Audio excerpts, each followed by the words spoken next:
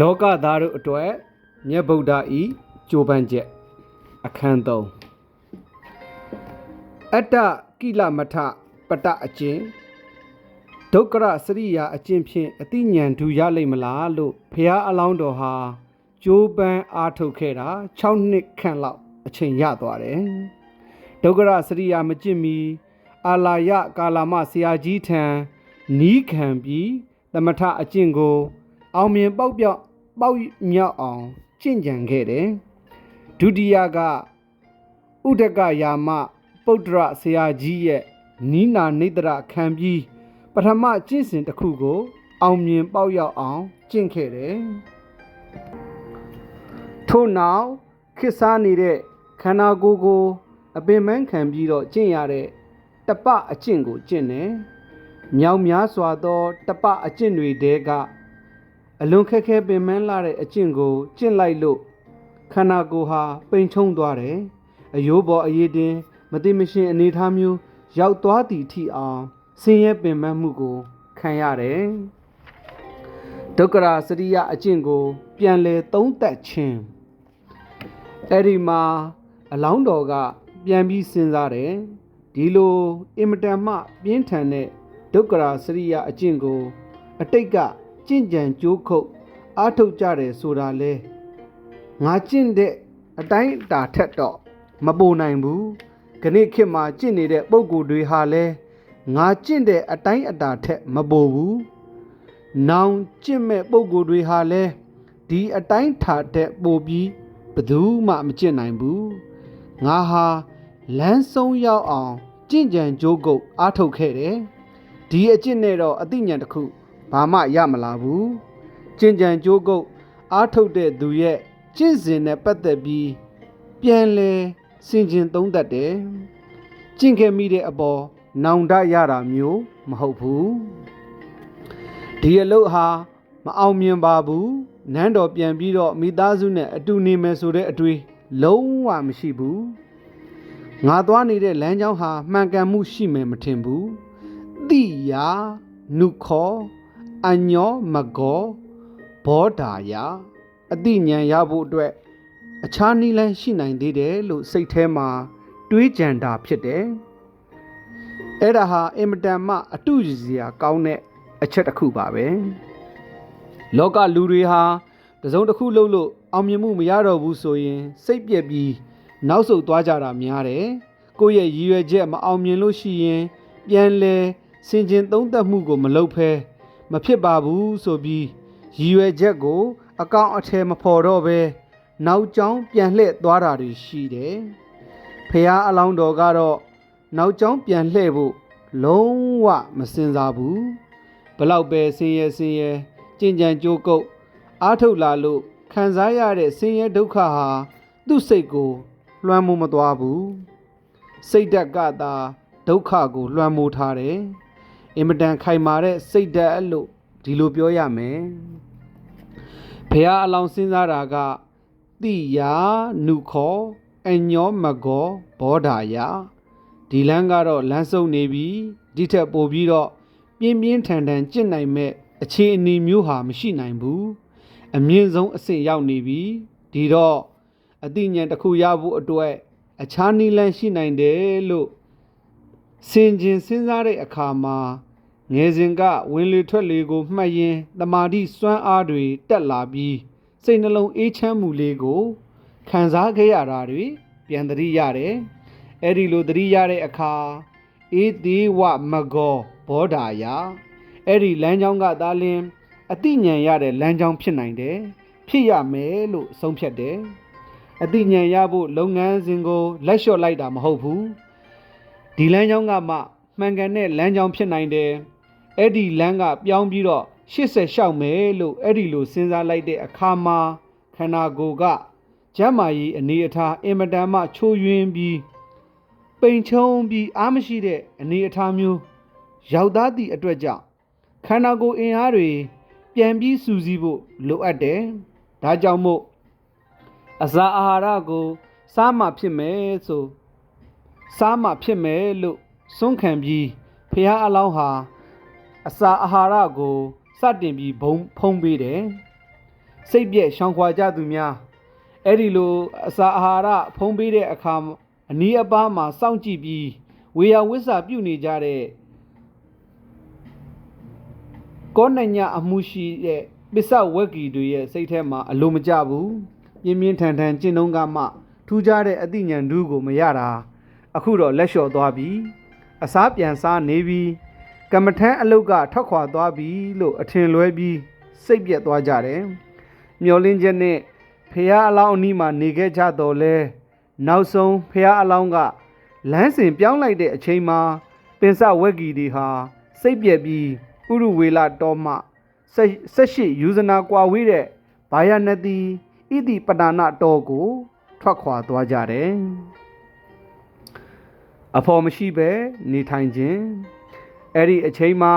ဖះအလောင်းတော်လေးဟာကာယဝိဝေကရလိုက်တယ်တူးတဲ့နေရတာသိကောင်းတယ်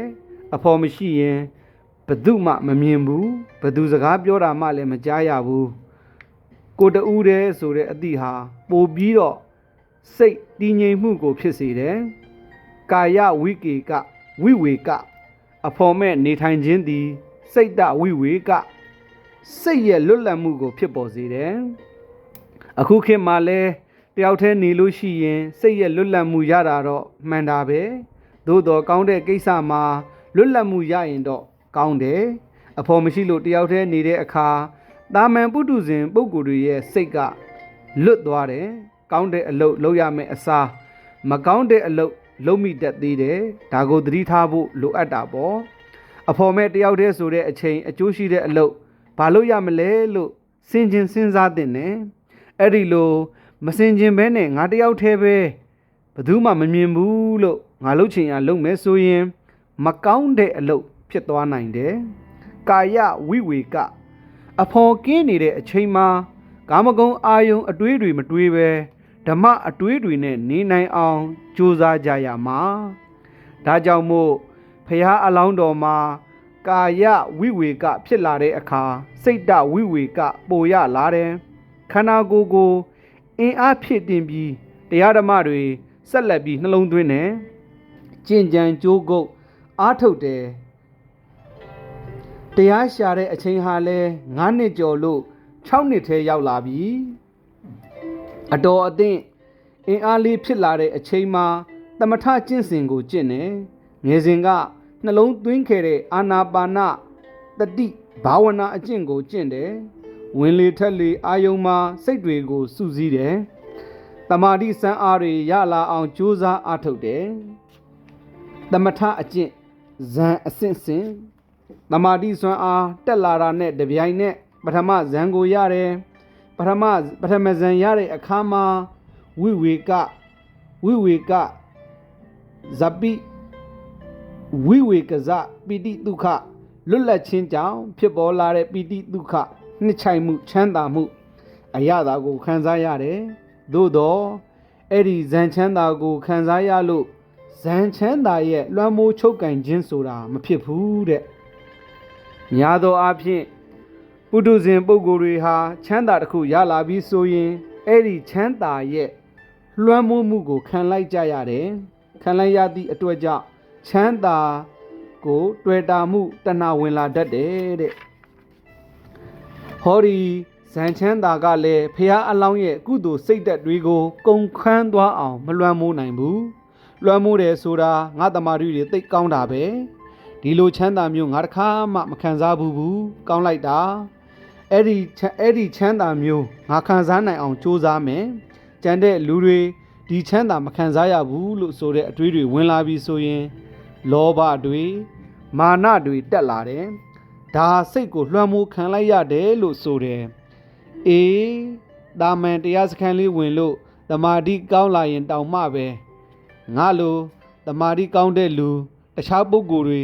ငါလောက်တမာတိမကောင်းကြဘူးငါလောက်မထိုင်နိုင်ကြဘူးလို့ဆိုပြီးတော့ငါဟာဟုတ်လာပြီတရားဓုတရားမြတ်ရလာပြီဆိုတဲ့အတွေးတွေဝင်လာတတ်တယ်ပေါ့အဲ့ဒါဟာစိတ်ကိုလွှမ်းမိုးခံရခြင်းပဲဖះအလောင်းမှာအဲ့ဒီလိုလွှမ်းမိုးမခံရဘူးဒုက္ခဝေဒနာလို့ဆိုတဲ့ချမ်းသာကိုဒါချမ်းသာတယ်လို့သိတဲ့ အဆင့်ပဲရှိတယ်ဒီချမ်းသာအပေါ်မှာမမောတွေ့တာချင်းချမ်းသာကိုအကြောင်းပြုပြီးတော့မာန်မာနတက်ချင်းဆိုတာဖြစ်မလာဘူး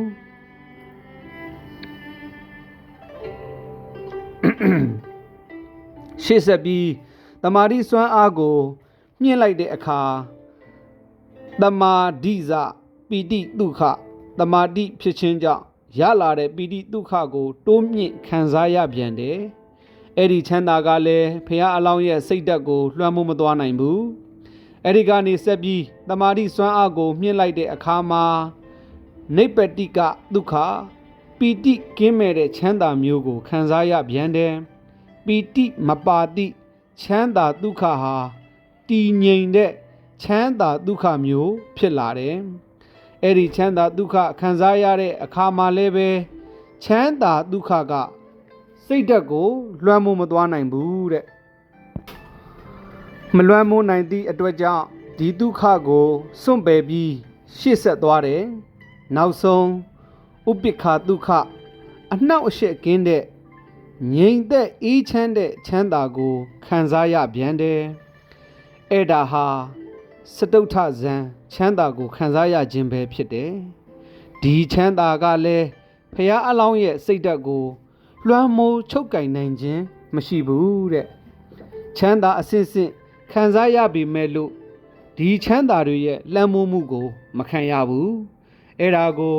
မြတ်စွာဘုရားကဘယ်လိုရှင်းပြတယ်လဲဆိုရင်ဥပ္ပန္နာပိဒုက္ခဝေဒနာစိတ်တဏ္ဏပရိယာဒာယတိဋ္ဌတိဖြစ်လာတဲ့ဒုက္ခဝေဒနာတွေကငါစိတ်ကိုလွှမ်းမိုးပြီးမတည်ပါဘူးတဲ့အဲ့ဒီချမ်းသာကလည်းစိတ်ကိုလွှမ်းမိုးချုပ်ကင်ထားခြင်းမရှိဘူးလို့ဆိုလိုတယ်အဲ့ဒီလိုအာနာပါနအာယုံကိုအခြေခံပြီးတော့ကျင့်လိုက်တာဇန်လေးဆင့်ထီအောင်တမာတိစွမ်းအားတွေဟာမြင့်ပြီးတော့တက်သွားတယ်သမထကျင့်စဉ်ရဲ့ဥတီချက်ဒီနေရာမှာစဉ်းစားစရာတစ်ခုရှိတယ်အာလာယကာလာမစီနီးခံပြီးတော့ကျင့်တုံးကရောဒီဇန်တွေမရခဲ့ဘူးလားရခဲ့တာပဲဥဒကာယာမပုတ္တရစီမာနီးခံပြီးကျင့်တုံးကလည်းဒီဇန်တွေမရခဲ့ဘူးလားရခဲ့ဘူးတာပဲသို့တော့ဥတီချက်ချင်းမတူဘူးအာလာယကာလာမတို့ရဲ့ဥတီချက်ကအယူပဗြဟ္မဘုံဖြစ်သောနတ္ထိဘောပညတ်ဆိုတဲ့အယူပပထမဇန်စိတ်ဟာလုံးဝလက်ကျန်မရှိအောင်ပျောက်ကွယ်သွားပြီဆိုတဲ့မရှိမှုကိုအာယုံပြုပြီးတော့ရတဲ့အာကိဉ္စညာယရဏဇန်သို့မဟုတ်ရုပ်တရားတွေကိုလုံးဝဖယ်ရှားပြီးစိတ်တန့်ဖြစ်ပေါ်တဲ့ဘုံဘဝဆိုတဲ့ဥတီချက်နဲ့အာထုတ်တာအဲ့ဒီအာထုတ်ချက်နဲ့အဲ့ဒီဥတီချက်နဲ့သွားတာနောက်ဆုံးပြောရမယ်ဆိုရင်ဗြဟ္မပြည်မှာ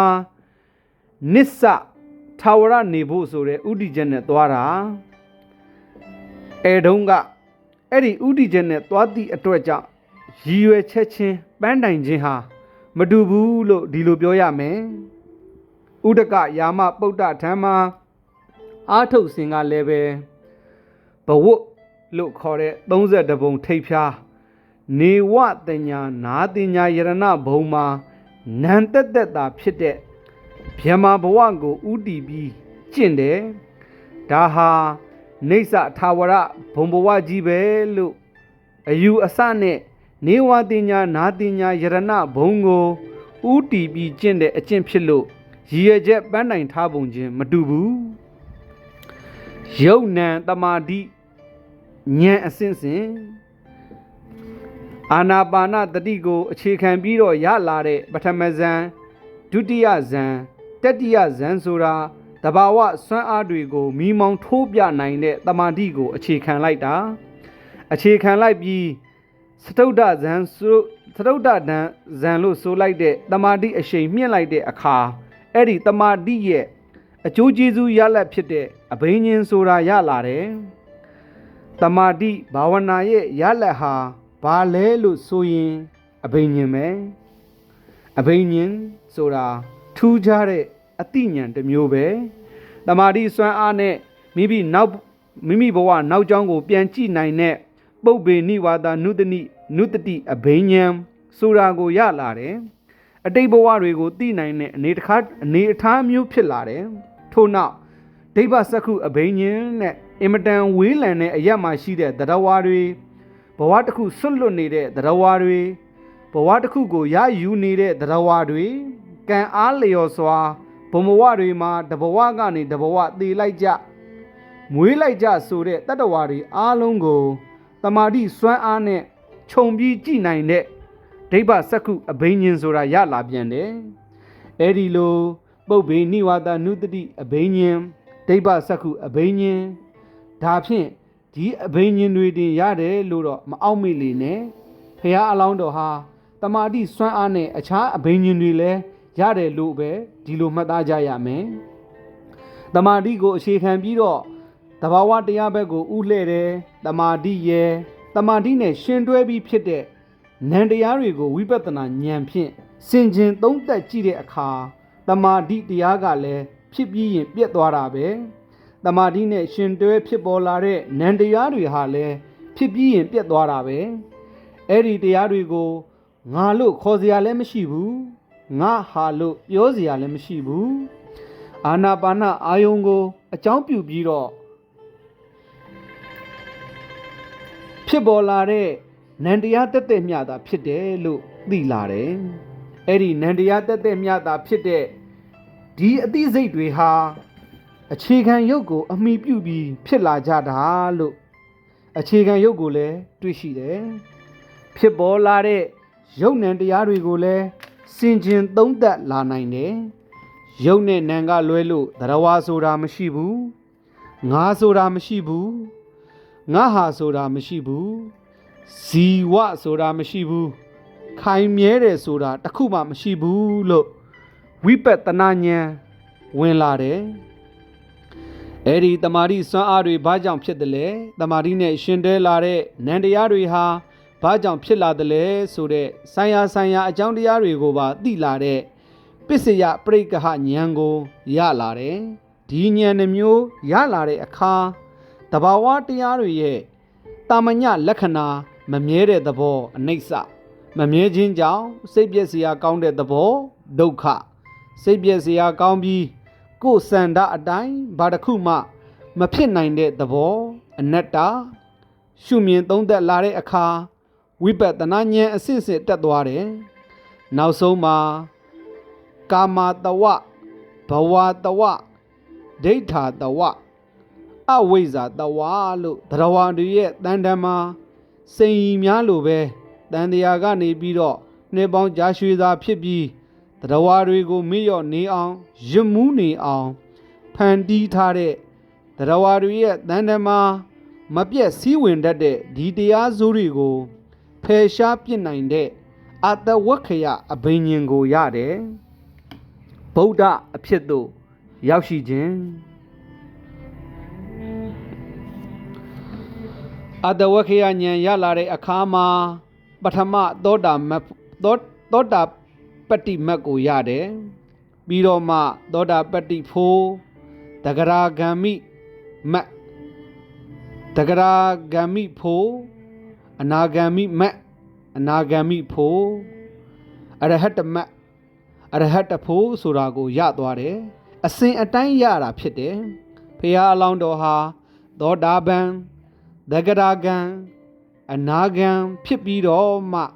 အတ္တဝက္ခယဉာဏ်လို့ဆိုတဲ့အရဟတမတ်အရဟတဖို့ကိုရတာတဲ့စတုမကပฏิပါတိယမလေးပါအစဉ်အတိုင်းဖြစ်တယ်အဲ့ဒါကိုတချို့ကထင်မှတ်တယ်ဖရာဟာသောတာပန်မဖြစ်ဘူး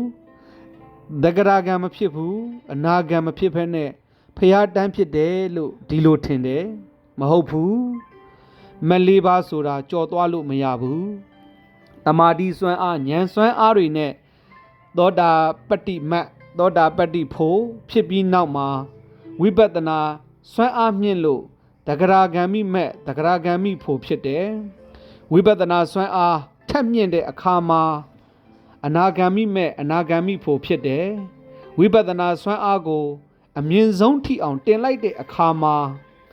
အရဟတမဲ့အရဟတဖို့ဆိုတဲ့ အတဝက္ခယဉာဏ်ကိုရလာတယ်အဲ့ဒီအချိန်မှာပါရမီဖြည့်စဉ်ကာလကစပြီးမျော်လင့်ထားတဲ့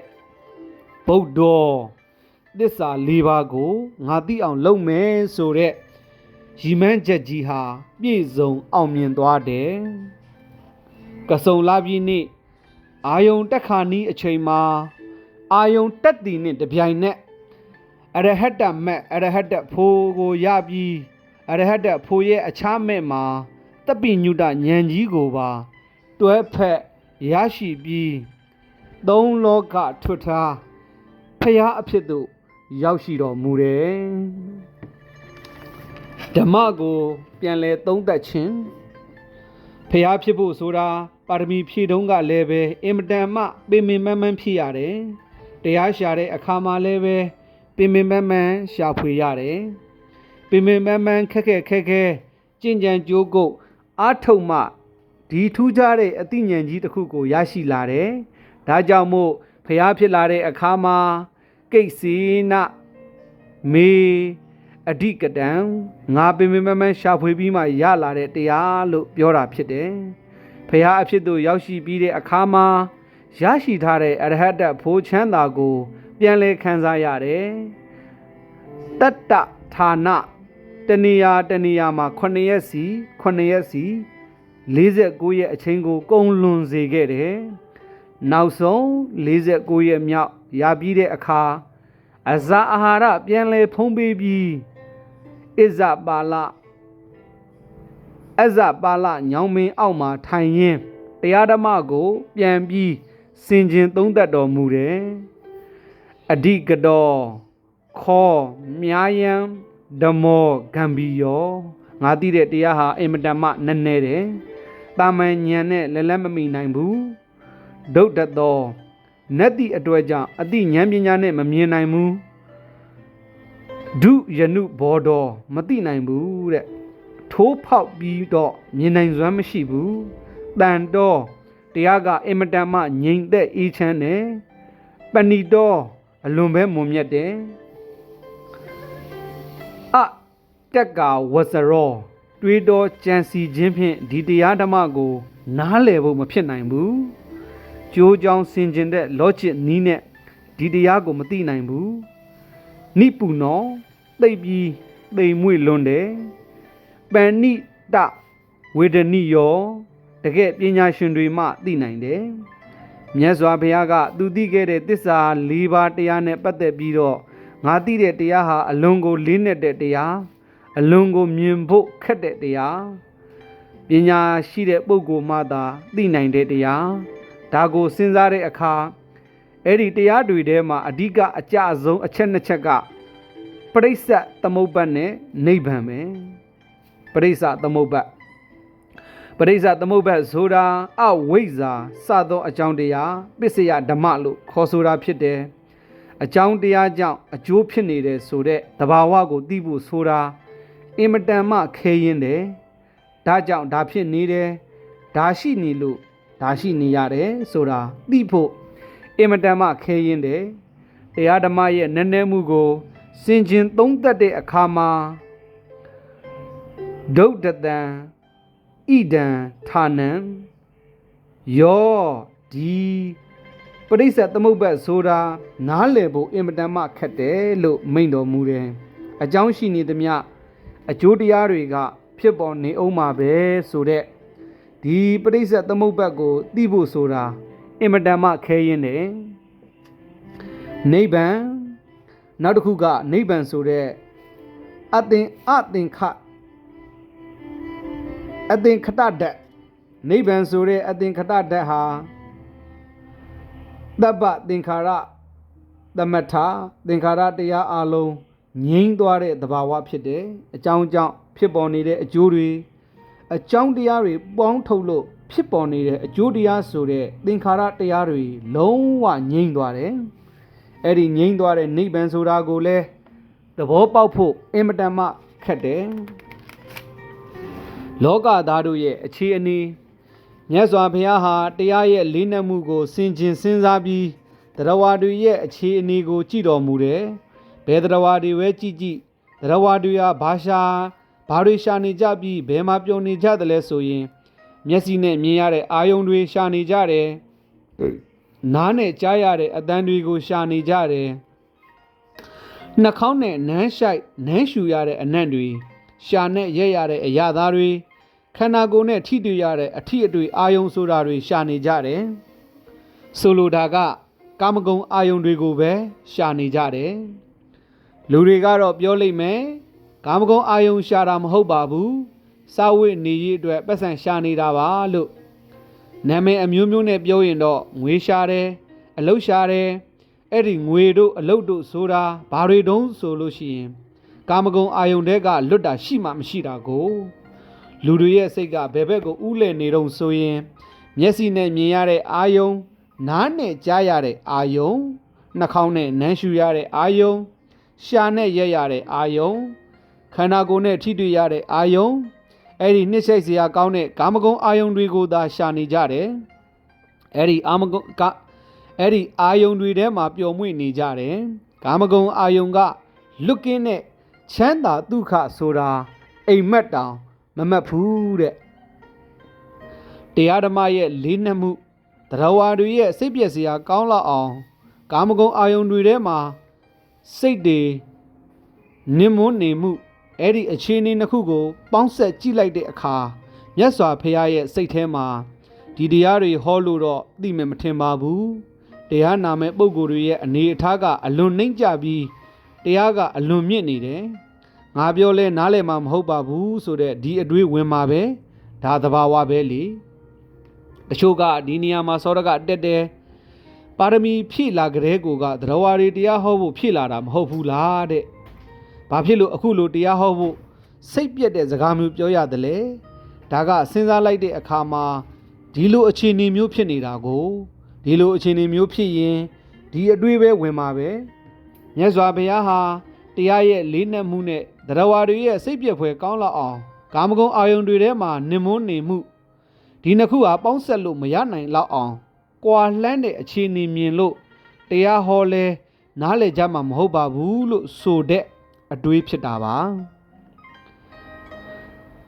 တဟံပတိဗျမတောင်းပန်မှုတဟံပတိဗျမတောင်းပန်မှုအဲ့ဒီအချိန်မှာမြတ်စွာဘုရားကိုအမြဲတမ်းစောင့်ကြည့်နေတဲ့တဟံမတိဗျမကြီးကဆင်းလာပြီးမြတ်စွာဘုရားကိုတရားဟောဖို့တောင်းပန်တယ်တကယ်ကတော့မြတ်စွာဘုရားကတရားဝါတွေထဲမှာတရားသိမဲ့ပုဂ္ဂိုလ်ရှိမရှိဆိုတာကြည့်ကိုမကြည့်ရသေးဘူးတရားဓမ္မအနေအထားနဲ့တရားဝါအများစုရဲ့အနေအထားဒီနှစ်ခုပဲနှိုင်းရှင်ကြည့်နေစဉ်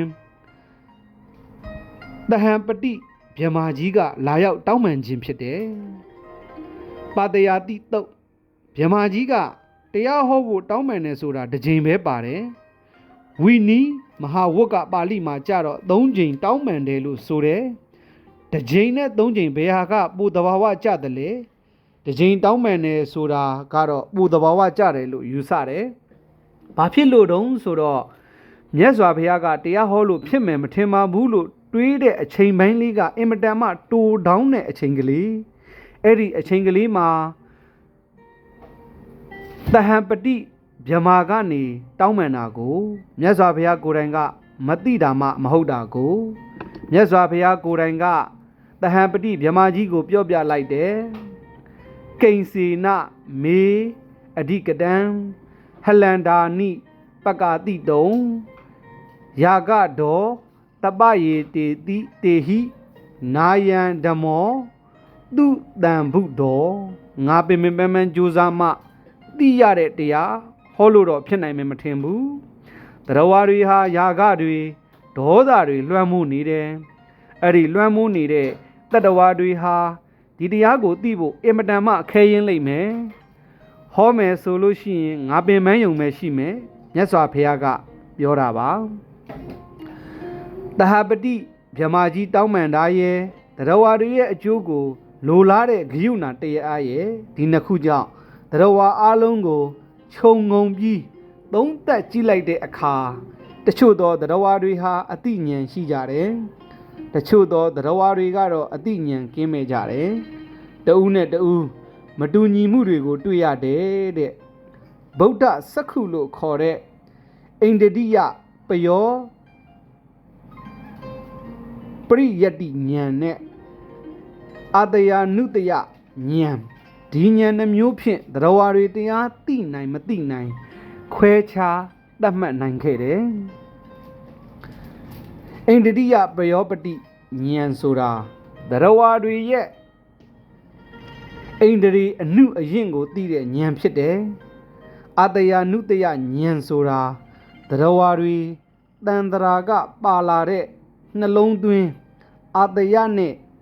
အနုတယကိုသိတဲ့ဉာဏ်ဖြစ်တယ်အဆိုပါဉာဏ်နှမျိုးဖြင့်စင်ကြင်သုံးသပ်ကြည့်ပြီးတရားကိုသိနိုင်လောက်တဲ့အရေးချင်းရှိတဲ့ပုဂ္ဂိုလ်တွေရှိတယ်ဆိုတာကိုယ်တိုင်သိမြင်ဆုံးဖြတ်တယ်အကယ်၍မနာရဘူးဆိုရင်တရားဝါတွေဟာစုပ်ယုပ်သွားကြလိမ့်မယ်ဘသူကိုပထမဆုံးဟောရမလဲလို့စင်ကြင်သုံးသပ်ကြည့်တဲ့အခါမှာတမထကျင့်စဉ်ကျင့်တုန်းကကိုယ်တိုင်နီးခံခဲ့တဲ့အာလာယကာလာမဆိုတဲ့ဆရာကြီးကိုသတိရတယ်အာလာယကာလာမဆိုတဲ့ဆရာကြီးကအင်မတန်မှဉာဏ်ထက်တယ်စိတ်သဘောထားလည်းကောင်းတယ်သူ့ကိုဒီဟာပြောပြလိုက်ရင်သူအလွယ်တကူနားလည်မှာပဲလို့စဉ်းစားမိတဲ့အချိန်မှာပဲအာလာယကာလာမမရှိတော့ဘူးတဲ့9ရက်လောက်ကနေဆုံးသွားပြီဆိုတဲ့အတန်ကိုကြားလိုက်ရတယ်ကိုယ်တိုင်လဲစင်ကြင်စဉ်းစားကြည့်လိုက်တယ်အာလာယကာလာမမရှိတော့ဘူး9ရက်လောက်ကဆုံးသွားပြီဆိုတာသိလိုက်တယ်ထို့နောက်ဥဒကယာမပုတ္တရဆိုတဲ့ဆရာကြီးလဲစိတ်သဘောထားအင်မတန်ကောင်းတယ်အသိဉာဏ်လဲထက်တယ်သူ့ကိုတရားဟောရင်တော့မြန်သိမှာပဲလို့တွေးလိုက်တဲ့အချိန်လေးမှာဥဒကယာမပုတ္တဆရာကြီးမင်းညကကွယ်လွန်သွားပြီဆိုတဲ့အတန်ကြားရပြန်တယ်ကိုယ်တိုင်လဲဟုတ်တယ်ဥဒကမရှိတော့ဘူးသိတယ်အတော့ကိုဆုံးရှုံးနစ်နာသွားကြပြီစိတ်ထဲမှာတွေးမိတယ်ဥရုဝေလတော်မှာဒုက္ခရစရိယကျင့်နေတဲ့အချိန်မှာအနီးအပါးကနေကူညီပေးနေကြတဲ့ပင်စဝက်ဂီတွေဟာငါအပေါ်မှာကျေးဇူးရှိကြတယ်သူတို့ကိုဟောရင်သူတို့တရားကိုမြန်သိကြမှာပဲလို့စဉ်းစားတယ်သူတော်ကောင်းလက္ခဏာဒီနေရာမှာမြတ်စွာဘုရားကကျေးဇူးရှိလို့ပစ္စဝဂ္ဂီတွေကိုတရားဟောတာတော့မဟုတ်ဘူးကိုယ့်အပေါ်မှာကျေးဇူးပြုဘူးတဲ့ပုဂ္ဂိုလ်ကိုသတိရတယ်ဆိုတာသူတော်ကောင်းတို့ရဲ့သဘောမျှတာဖြစ်တယ်ငါအပေါ်ကျေးဇူးရှိရင်ဟောမယ်ငါအပေါ်ကျေးဇူးမရှိရင်မဟောဘူးဆိုတဲ့အနေအထားမျိုးမဟုတ်ဘူးနော်ပစ္စဝဂ္ဂီတွေအချိန်တုန်းကငါအပေါ်မှာကျေးဇူးရှိခဲ့ကြတယ်ဆိုတာကိုစဉ်းစားမိခြင်းသာဖြစ်တယ်ပစ္စဝဂ္ဂီတွေဟာဥရုဝေလမှဣတိပတနာဘက်ထွက်သွားကြပြီဘာယနတိဣတိပတနာတော်ထဲမှာနေထိုင်နေကြတယ်ဆိုတာကိုသိရတယ်ပစ္စဝဂ္ဂီတွေကိုပဲတရားဥဟောမယ်လို့ဥရုဝေလတော်မှာရက်အနှဲငယ်နေထိုင်ပြီးဝါဆိုလာဇန်9ရက်လောက်မှစတင်ပြီးတော့ဘာယနတိပြည်ဘက်ကိုခီးထွက်တယ်18ယူဇနာကွာဝေးတဲ့ဘာယနတိကိုခြေလင်းကြွတော်မူတယ်ဥရုဝေလမှာဘာယနတိတို့လန်ခီမှာမြတ်ဗုဒ္ဓဟာဥပကဆိုတဲ့အာဇီဝကကြီးတဦးနဲ့တွေ့တယ်အာဇီဝကဆိုတာအဝတ်မဝတ်ကြဘူးမုတ်စိတ်မွေးတွေထူလက်ပြစ်ညင်ညစ်ပက်ပက်ခန္ဓာကိုယ်ကိုတုတ်တင်ခြင်းမရှိဘူးဖြစ်တယ်လို့နေကြပြီးတက်ကတွန်းအကျင့်ကိုကျင့်တဲ့ဥပကနဲ့တွေ့တယ်အဲ့ဒီအချိန်မှာဗုဒ္ဓရဲ့သက်တော်ဟာ35နှစ်ဆိုတော့အင်မတန်မှငယ်သေးတာကိုရုပ်ရည်ကလည်းချောမောခံကြတယ်မြင်တဲ့အခါဥပကကဘသူကိုဆရာတင်ပြီးယဟန်ဘဝရောက်လာတာလဲတင့်ဆရာကဘသူလဲစတဲ့မိကွန်းတွေကိုမေးတယ်မြတ်စွာဘုရားကနမေအစရိယောအဋ္ဌိငါမှဆရာမရှိဘူးဆရာမရှိဘူးဆိုတာဝိပဿနာကျင့်စဉ်နဲ့ပတ်သက်ပြီးဆရာမရှိဘူးအခုသူသိတဲ့တရားဟာဘသူကမှလမ်းပြတာမဟုတ်ဘူးကိုယ်ပိုင်ဉာဏ်နဲ့သိတာသာဖြစ်တယ်ဒါကြောင့်မို့လောကုတ္တရာတရားနဲ့ပတ်သက်လာတဲ့အခါမှာငါမှဆရာမရှိဘူးလို့ပြောလိုက်တဲ့အခါမှာဥပကကြီးကအံ့ဩတယ်ဒီလိုဆိုလို့ရှိရင်ဇိနလို့ခေါ်ထိုက်သလားသူတို့ကအရာခတ်သိမ်းကိုအောင်မြင်တဲ့ပုဂ္ဂိုလ်ကိုဇိနသူတို့အတန်နဲ့ကြတော့ တရိနလို့ခေါ်တယ်အခုဂျိန်းဆိုတာအဲ့ဒီကလာတဲ့စကားပဲဂျိနအောင်မြင်သူမြတ်စွာဘုရားကဟုတ်တယ်မကောင်းမှုအကုသို့မှန်သမျှငါအောင်မြင်ပြီးသားဖြစ်တယ်ဒါကြောင့်မို့ငါဟာဇိနအစ်စ်ပဲလို့ပြောလိုက်တယ်ဥပကကသဘောကျသွားတယ်ငယ်လဲငယ်တယ်စကားပြောတာလဲယဉ်ကျေးတယ်ပြတ်သားတယ်မျက်နှာအစင်းကလည်းရှင်လန်းတယ်ကြည်လင်တယ်အဲ့ဒီပုဂ္ဂိုလ်ဟာပုဂ္ဂိုလ်သူပုဂ္ဂိုလ်မြတ်ပဲလို့ဆိုပြီးလမ်းဖယ်ပေးလိုက်တယ်သူကအသက်ကြီးပြီမဲ့လို့လမ်းဖယ်ပေးတယ်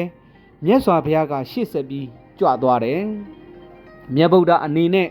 ကိုယ်တိုင်ခဲခဲရင်းရင်းနဲ့ရှာဖွေလို့သိလာတဲ့တရားဓမ္မကိုဖြန့်ဖြူးဖို့ပထမဆုံးခီးထွက်လာခြင်းဖြစ်တယ်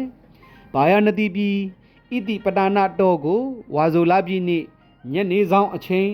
နေမဝင်ခင်ရောက်သွားတယ်ပစ္စဝဂီတွေကခလန်လန်ကလေးကမြတ်စွာဘုရားကြွလာတာကိုမြင်ကြတယ်ဟိုမှာယဟန်ဂေါရမတော့လာနေပြီအကျင့်ကနေထွက်ပြီးပေါ့ပေါ့ရော့ရော့နဲ့ဟိုသွားဒီသွားနေတယ်အခုသူတို့စီရောက်လာပြီ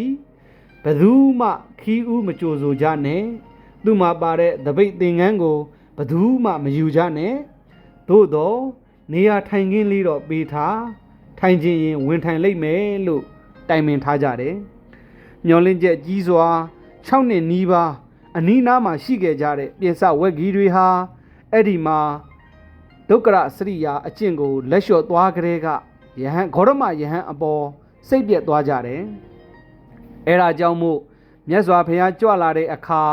ခရီးဦးမကြိုဆိုကြနဲ့လို့ဆိုပြီးတော့ဂရိကဝတ်လုပ်ကြတယ်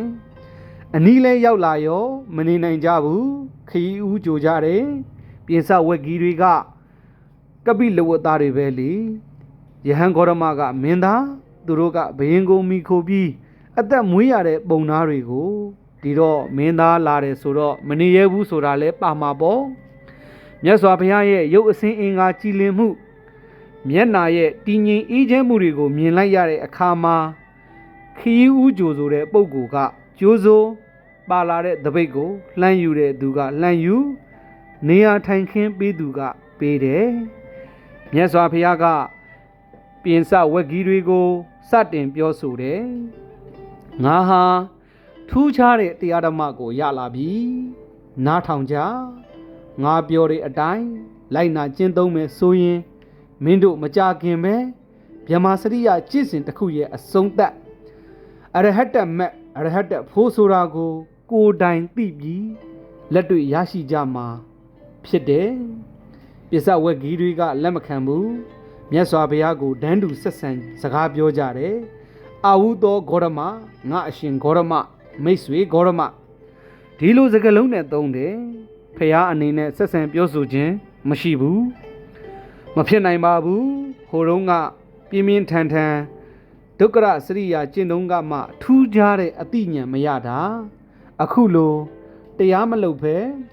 ရှောက်သွားနေတာဘယ်လိုလုပ်ရမှာတုံးမယုံဘူးအဲ့ဒီမယုံတဲ့ပုံကိုယ်တွေကိုစီယုံရတယ်ဆိုတာလွယ်တာမှမဟုတ်ဖဲတရားဆိုတဲ့ယုံကြည်မှုကအင်မတန်မှအရေးကြီးတယ်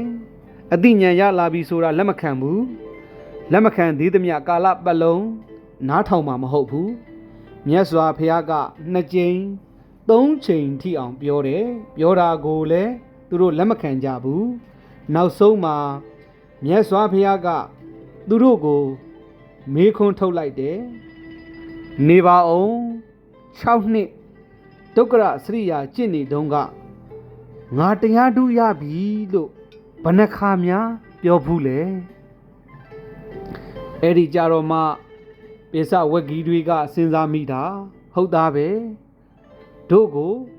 အားပေးတဲ့အနေနဲ့စိတ်အားမလျှော့ကြနဲ့ငါရောက်တော့မှလို့တခါမှမပြောဘူးတဲ့မြတ်စွာဘုရားကဘယ်တော့မှသူတို့ကိုအားပေးစကားပြောခဲ့တာမရှိဘူးအခုသူတကယ်ရလို့ပြောတာပဲလို့ချက်ချင်းပဲပိစဝက်ကြီးတွေစိတ်ထားပြောင်းသွားကြပြီးလေးစားမှုကိုပြကြတယ်အဲ့ဒီကနေစပြီးအာဟုသောဆိုတဲ့အသုံးကိုမသုံးတော့ဘူးဘန်းဒီဆိုတဲ့အသုံးကိုပြောင်းပြီးသုံးကြတယ်အဲ့ဒီအချိန်မှာ မြတ်စွာဘုရားကပြင်စဝက်ကြီးတွေကိုငါတရားဥတရားမြတ်ရလာပြီနားထောင်ကြငါဆုံးမတဲ့အတိုင်းလိုက်နာကျင့်သုံးကြမယ်ဆိုလို့ရှိရင်ငါသိတဲ့တရားဥတရားမြတ်ကိုသင်တို့ကိုယ်တိုင်လည်းပဲသိနိုင်မယ်ဘယ်လောက်ကျင့်တဲ့ဆရာကောင်းတော့ငါသိတာမင်းတို့လည်းသိနိုင်တယ်ငါသိနိုင်အောင်ငါပြောပြတဲ့အတိုင်းလိုက်လုပ်ကြလို့ဆိုပြီးတော့အားလုံးသိကြတဲ့အတိုင်းပစ္စဝက်ကြီးတွေကိုဓမ္မစကြာတရားစတင်ပြီးတော့ဟောကြားတော်မူတာပေါ့ဓမ္မစက်ကဆိုတာမြတ်ဗုဒ္ဓရဲ့ပရိဝေရဉာဏ်နဲ့ဒေသနာဉာဏ်ကိုရည်ညွှန်းတာဖြစ်တယ်မြတ်ဗုဒ္ဓရဲ့တရားဥဒေသနာဓမ္မစကြာတရားဟောကြားတဲ့အချိန်မှာပြင်စဝက်ကြီးတွေဟာအစပထမသဘောပေါက်ခြင်းမရှိကြဘူးဓမ္မစကြာတရားဟောပြီးတဲ့အခါရှင်ကုတ္တညတပါးသာလင်မြတ်စွာဘုရားထံတပည့်တာဝကအဖြစ်ခံယူကြောင်းလျှောက်ထားတယ်ပထမဆုံးရှင်ကုတ္တညဟာယဟန်အဖြစ်ကိုရရှိလာတယ်နောက်ရက်တွေမှာနှစ်ပါးကဆွန့်ခံကြတယ်သုံးပါးကတရားအားထုတ်ကြတယ်တခါသုံးပါးကဆွန့်ခံထွက်တယ်နှစ်ပါးကတရားအားထုတ်တယ်အနိကကြီးကြပ်ပြီးမြတ်စွာဘုရားကနားလဲအောင်သွန်သင်ဆုံးမပေးတယ်ပစ္စဝက်ကြီးတွေဟာဝါဆိုလပြည့်ကျော်တစ်ရက်နေ့မှာတပါးနှစ်ရက်နေ့မှာတပါးသုံးရက်နေ့မှာတပါးလေးရက်နေ့မှာတပါးဓမ္မစက္ခုဆိုတဲ့ဓမ္မအမြင်တွေကိုရရှိသွားကြတယ်နောက်ဆုံး9ရက်နေ့ရောက်တဲ့အခါအနတ္တလက္ခဏာတုတ်ကိုဟောကြားခြင်းဖြင့်အားလုံးယဟန္တာအဖြစ်ကိုရောက်ရှိသွားကြတယ်ထိုနေ့ဟာမြတ်စွာဘုရားနဲ့ပစ္စဝက်ကြီးပေါင်းလို့ရှိရင်လောကမှာယဟန္တာ6ပါးပွင့်ပေါ်တဲ့နေ့ပဲဖြစ်တယ်9ပါးမြောက်ယဟန္တာလောကမှာယဟန္တာ6ပါးပွင့်ပေါ်လာပြီးနောက်မြတ်စွာဘုရားဟာဘာယာနတိမှာပဲဆက်လက်သတင်းသုံးနေတယ်ဘာယာနတိကနာမကြီးတထေးတယောက်မိုးတွင်းကာလမိုးရာသီမှာနေတဲ့အဆောင်ကနေပြီးအမျိုးသမီးအတိအမုတ်ဖျော်ဖြေမှုတွေနဲ့ညာလုံးပေါက်နေထိုင်ရာကနေစိတ်ပြက်ညင်းငွေပြီးမိုးမလင်းခင်ပဲအိမ်ကနေထွက်သွားတယ်ဣတိပဒါနတောဘက်ကိုထွက်တဲ့အခါမှာမြတ်စွာဘုရားနဲ့တွေ့တယ်မြတ်စွာဘုရားကတရားဓမ္မဟောလို့စိတ်ငြိမ်းချမ်းမှုကိုရသွားတယ်မနဲ့မိုးလင်းတဲ့အခါသူ့အဖေတထေးကြီးကလိုက်ရှာရင်းသူ့ရဲ့ခြေနှင်းညာတွေကိုတွေးလိုက်တယ်ဣတိပဒါနတောဘက်ကိုလိုက်လာတယ်ဘုရားနဲ့တွေ့တဲ့အခါအရှင်ဘုရားယတဆိုတဲ့လူငယ်ဒီမြန်းလာသလားလို့မေးတယ်မြတ်စွာဘုရားကအေးထိုင်ပါအောင်ဒီနားမှာထိုင်ရင်းမဲ့သူ့ကိုတွေ့ပါလိမ့်မယ်လို့ဆိုတော့တထေးကြီးဝမ်းသာသွားတယ်အဲ့ဒီအချိန်မှာမြတ်စွာဘုရားဟောတဲ့တရားကိုနာယူပြီးသောတာပန်ဖြစ်သွားတယ်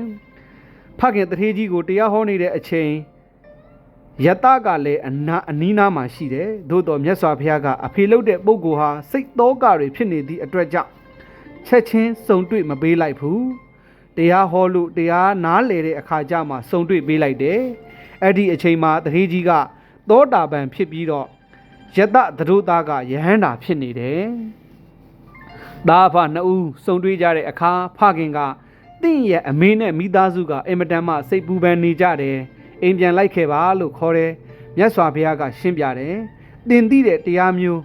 အဆုံးအထိယတဟာသိသွားပြီအရင်တုန်းကလိုကာမဂုဏ်အာယုန်တွေပြန်ခံစားဖို့အနေအထားမျိုးမရှိတော့ဘူးလို့ဆိုတော့တထေးကြီးကဝမ်းသာသွားတယ်အကယ်၍သွားမြတ်စွာဘုရားရဲ့တရားကိုမသိဘူးဆိုရင်နားလည်မှာမဟုတ်ဘူးတထေးကမြတ်စွာဘုရားနဲ့ရှင်ယတကိုအိမ်ကြွဖို့စွန့်စားပင့်သွားတယ်စွန့်ဖုံးပေးအပြီးမြတ်စွာဘုရားတရားဟောလို့ယတရဲ့မေတော်နဲ့လူဘဝကဇနီးသည်တို့ဟာသောတာပန်ဗုဒ္ဓဝင်ဖြစ်သွားကြတယ်ဒါကဘာယာနတိဣတိပတာဏမှာဗုဒ္ဓမြတ်စွာရဲ့တရားဓမ္မကိုနာယူရလို့တထေးသားယတဟာယဟန်ဘဝကိုရယူတယ်လောကမှာယဟန်9ပါးပေါ်ထွန်းလာခဲ့တယ်ယတရဲ့တငယ်ချင်းများတထေးသားယတသင်္ကန်းဝတ်သားတဲ့ယတဆိုတာအင်မတန်မှချမ်းသာတယ်ဘာယာနတိပြည်ကထိတ်တန်းတထေးရဲ့သားအဲ့ဒီပုဂ္ဂိုလ်ကတောင် ချမ်းသာတွေစွန့်လွတ်ယဟန်ဖြစ်သွားတယ်ဆိုတော့သူ့ရဲ့တငယ်ချင်းတွေကအလွန်အံ့ဩကြတယ်ဒါဟာအောက်တန်းကြတဲ့အဆုံးအမမျိုးမဟုတ်ဘူးယတလိုပုဂ္ဂိုလ်ဟာအင်မတန်မှဉာဏ်ရှိတယ်သူတောင်မှဝင်ရောက်တယ်ဆိုတာတာမန်သာသနာတော့မဟုတ်ဘူးဒီအဆုံးအမဟာထူးခြားတဲ့အဆုံးအမဖြစ်ရမယ်ဝိမလသူဘာဟုပုံနစီဂဝံပတိအဲ့ဒီယတရဲ့တငယ်ချင်း၄ယောက်ဟာရှင်ယတထံလိုက်လာကြတယ်သူတို့၄ယောက်ကိုမြတ်စွာဘုရားထံပို့ပေးတယ်မြတ်စွာဘုရားကတရားဟောတဲ့အခါသူတို့လည်းအကျွတ်တရားရပြီးသာသနာ့ဘောင်ဝင်ရောက်လာကြတယ်သာသနာ့ဘောင်မှာယဟန္တာအရေးအတွက်တိုးလာတယ်ယတရဲ့တငယ်ချင်း၄ဦးဝင်လာတဲ့အခါယဟန္တာ၁၁ပါးဖြစ်သွားတယ်အဲ့ဒီအချိန်မှာနေတွေမှာရှိကြတဲ့ယတရဲ့တငယ်ချင်းတွေက90လောက်ရှိတယ်နေဒီသားကပတ်စံချမ်းသာတဲ့တတိသားတွေကြီးပဲ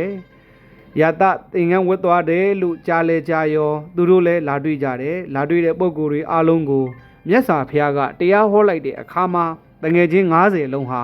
မြတ်စွာဘုရားတရားကိုသိရှိနားလည်ပြီးယဟန္တာအဖြစ်သို့ရောက်ရှိသွားကြတယ်အဲ့ဒီအချိန်မှာလောကမှာဘုရားအပါအဝင်ယဟန္တာပေါင်း62ပါးပေါ်ထွန်းလာတယ်ယဟန္တာများရဲ့သာသနာပြုခီးစတင်ခြင်းလောကသားတို့အတွက်မြတ်ဗုဒ္ဓဟာတရားဓမ္မကိုရှင်းလင်းဆုံးမဟောကြားခဲ့တာဖြစ်တယ်ပေါ့အဲ့ဒီလိုဟောကြားဆုံးမလို့ယဟန္တာ62ပါးပေါ်ထွန်းတဲ့အချိန်မှာမြတ်စွာဘုရားကယဟန်တို့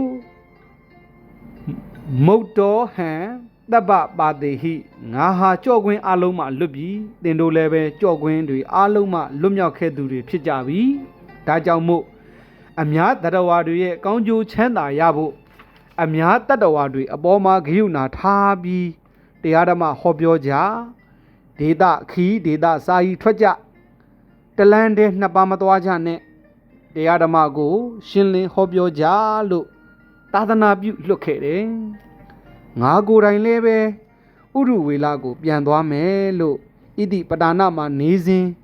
ယဟန်အပါ60ကိုသာသနာပြုဖို့တိုက်တွန်းစေလွတ်ခဲ့တယ်ပေါ့အဲ့ဒီအချိန်မှစပြီးမြတ်စွာဘုရားဟာ